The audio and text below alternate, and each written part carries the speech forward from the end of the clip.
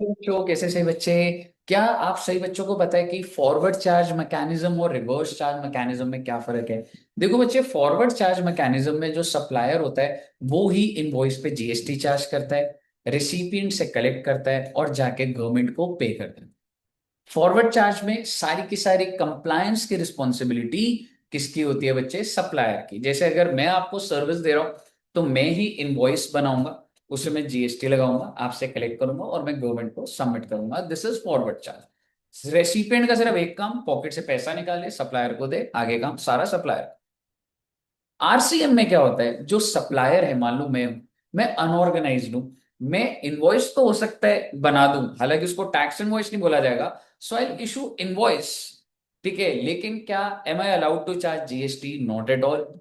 तो यानी कि अगर मैं आपको 1 लाख रुपए की सर्विस दे रहा हूं तो क्या इस पे जीएसटी चार्ज होगा? नहीं होगा बच्चे। तो फिर सर इस पे जीएसटी कौन सबमिट करेगा और सब कंप्लायंस कौन करेगा? तो आरसीएम में सारा का सारा कंप्लायंस किस पे होता है बच्चे? रेसिपिएंट पे। यानी कि अगर मैंने आपको 1 लाख रुपए की service the and it is a RCM case, तो सप्लायर को जीएसटी चार्ज नहीं करना, जो रेसिपिएंट है वो ही खुद गवर्नमेंट के पास जाएगा और उसकी पेमेंट करेगा। 1 लाख रुपए आप मुझे दे देंगे, पर इसके ऊपर जो भी जीएसटी है वो आप जाके गवर्नमेंट को पे करेंगे।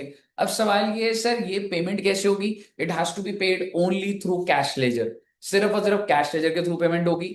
नेक्स्ट पॉइंट सर, जब हम इसको पे कर देंगे तो क्या हम इसका आईटीसी बुक कर सकते हैं? डेफिनेटली आप इसका आईटीसी बुक कर सकते हैं। और एक लास्ट में एक चीज बोलूंगा, अगर तो मैं सप्लायर रजिस्टर्ड भी हो सकता है और अनरजिस्टर्ड भी हो सकता है। अगर मैं अनरजिस्टर्ड हूं तो मैंने इनवॉइस इशू नहीं करा होगा, तो आपको सेल्फ इनवॉइस इशू करना पड़ेगा। और अगर मैं रजिस्टर्ड हूं तो मैं ही इनवॉइस इशू कर दूंगा, बस ध्यान रखिए, बस मैं जीएसटी चार्ज नहीं करूंगा। आई होप आपको समझ आएगा। Thank you very much.